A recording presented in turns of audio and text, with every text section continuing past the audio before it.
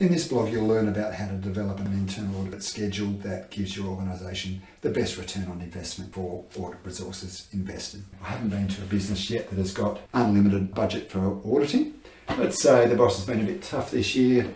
He or she said no more than 15 audits over the next year. We're going to look at how do we get the best return on investment on that. Two key considerations. The first one is something absolutely encouraged by the ISO management system standards is obviously risk.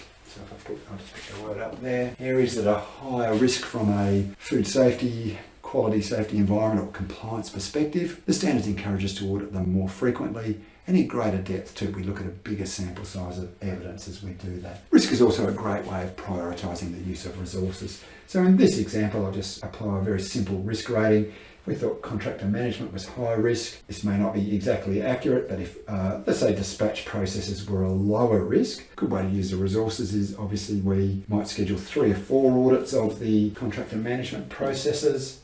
Lower risk activities we might only audit once every year or once every 2 years. That's a great way to use your audit resources. We could keep going with our little risk assessment, the different operational activities or sites that we want to cover in our audit schedule. Quite simply, the higher the risk, the more frequently we audit that particular activity. Now, one of our other key considerations is time.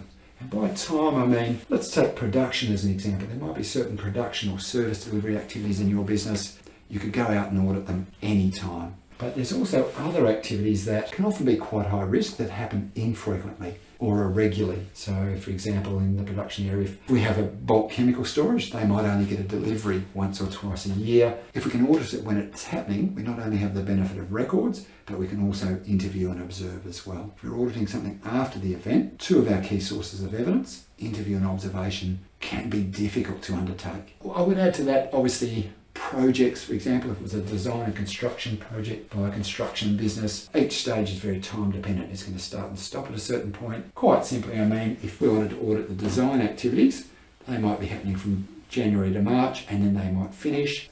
So if we come in September to audit the design stage, all we'll be able to look at is project records. Very difficult to interview anyone, difficult to make observations as well. The other issue with time too, seasonal activity. So yes, if we're a winery with a certain time of year where we have a vintage period, if that's what we want to go out and audit it, well, clearly when it's happening is going to be the best time to actually be able to observe and interview. In our next blog, we're going to look at some terms you may hear as you get involved in audits. People start talking about first-party audits, second-party audits, third-party audits.